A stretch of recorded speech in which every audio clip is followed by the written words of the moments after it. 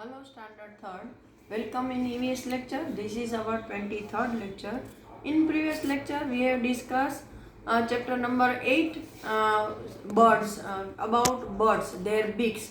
Today, we are going to discuss some more things related to birds.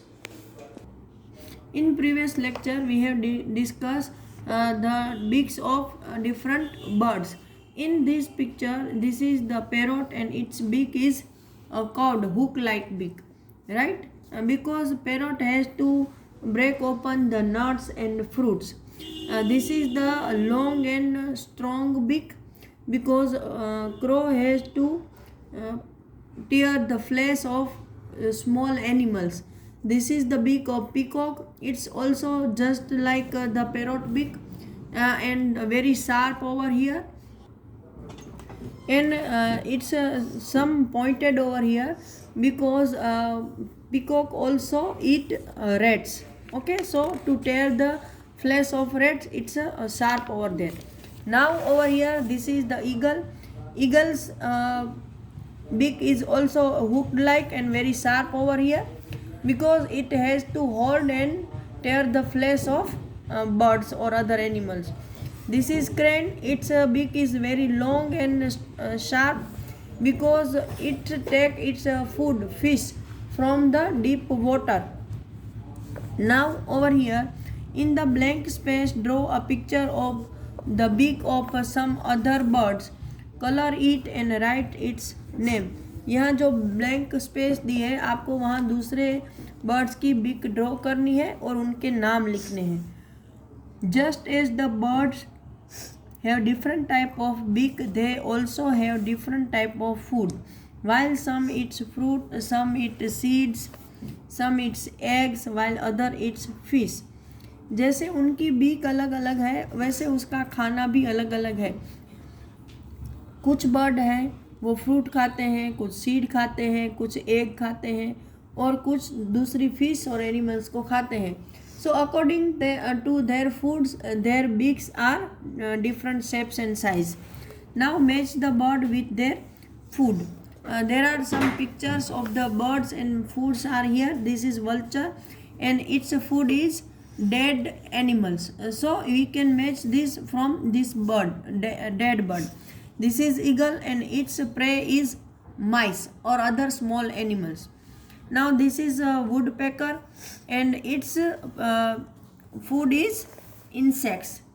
This is a parrot and it's like to eat green chili. This is pigeon and it eats grains. Okay. Now have you ever noticed that birds fly and walk in different ways? Their neck movement also differ. The munia moves her neck back and forth with a jerk. Manna. The owl can rotate its neck backward to a large extent. Can you move your neck like the owl? यहाँ पे बताया है कि अगर आपने notice किया होगा तो बर्ड की उड़ने का तरीका और उनका चलने का तरीका भी एक दूसरे से अलग होता है. उनकी नेक की मूवमेंट भी अलग होती है. उसमें आपको यहाँ पर दो एग्जाम्पल दिए हैं कि जो मैना है वो जब अपनी नेक को मूव करती है तो एक झटके से मूव करती है और आउल है वो अपने नेक को पीछे की तरह अबाउट 180 डिग्री तक मूव करता है. तो इसमें बताया कि क्या आप भी आउल की तरह अपनी नेक को पीछे तरफ मूव कर सकते हो? नहीं, हम नहीं कर सकते हैं. Okay. Now there are some birds which can imitate our voice.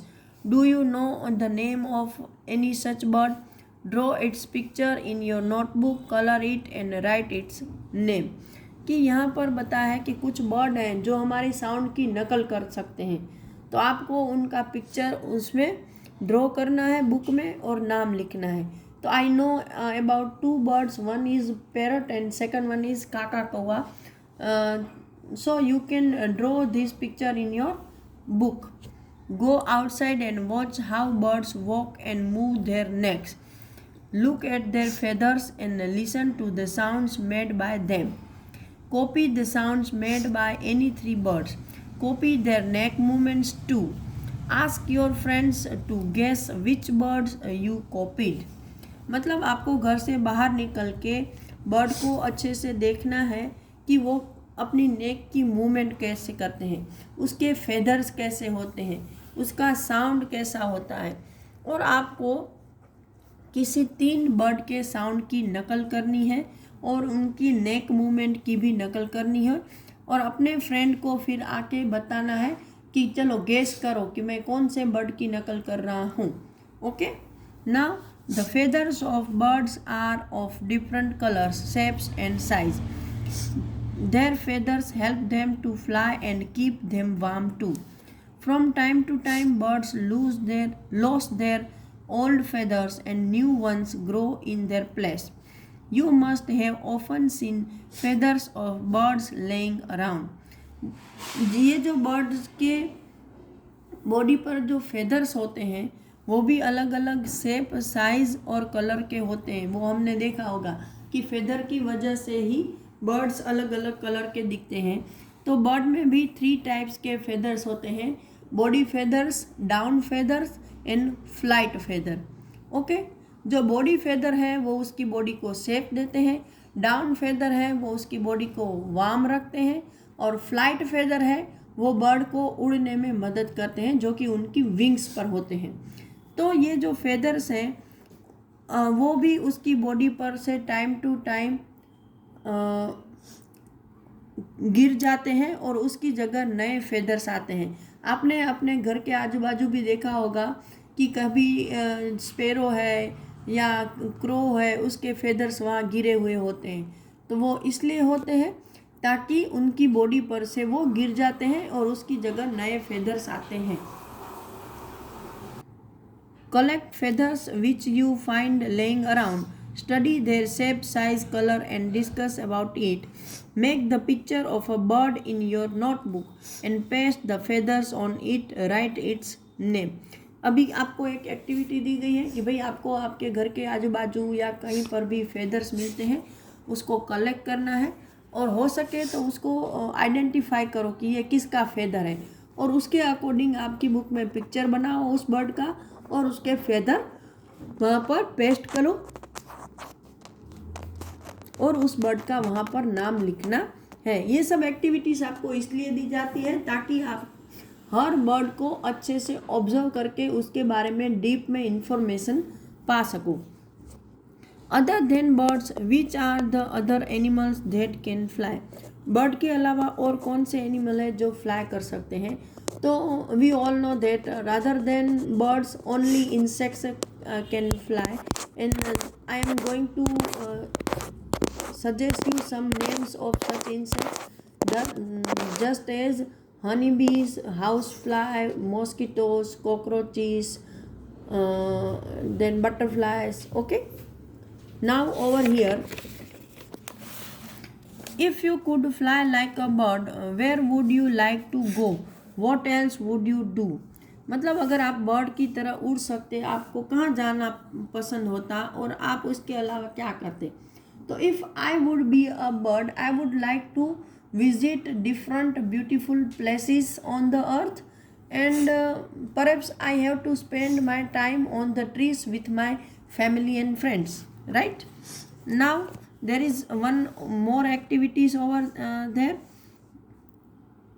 Oh no, there is one question remaining over here.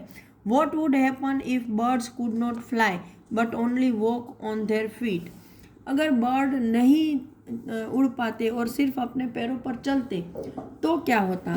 So I imagine that if bird would not fly and only walk on their feet, they may be easily catched by human beings and other animals, and so they should be hunt in a large mass. मतलब वो बहुत बड़ी तादाद में human being और दूसरे animal के द्वारा पकड़े जाते और मारे जाते, और we can't hear their beautiful voice through the trees.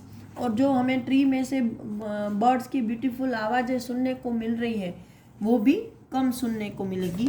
Now यहाँ पर आपको एक कोक मतलब मुर्गा बनाने के लिए बोला है, तो मैं डायरेक्टली बता रही हूँ, वो सारे स्टेप है उसके अकॉर्डिंग आप करना कि भाई एक स्क्वायर पेपर लेना, उसको बीच में से यहाँ पे ऐसे फोल्ड कर लेना, फिर फोल्ड के से उधर पहले तो बीच में से एक ऐसी लाइन बनाना, फिर दोनों तरफ से उसको ऐसे फोल्ड करना है, फिर अगेन एक फोल्ड करना है, फिर यहाँ से बीच में से एक फोल्ड ऐसे लगाओगे तो आपको ऐसा फोल्ड मिलेगा, और ऊपर से एक ऐसा फोल्ड लगाओगे जो उसकी बिक बन जाएगी, राइट। तो ये यहाँ तक का आपका स्ट्रक्चर तैयार हो गया। फिर यहाँ एक डॉट लगा दो जो उसकी आइस बन गई, और एक रेड पेपर ले लो या वाइट पेपर में ऐसा डिज़ाइन बना के उसको कट करके अंदर रेड कलर करके इसके ऊपर पेस्ट करना है। Your cock is ready now. So over here my lecture is completed in our chapters 2. In next lecture we will start our next chapter number 9. It's raining. Till that time, goodbye everyone.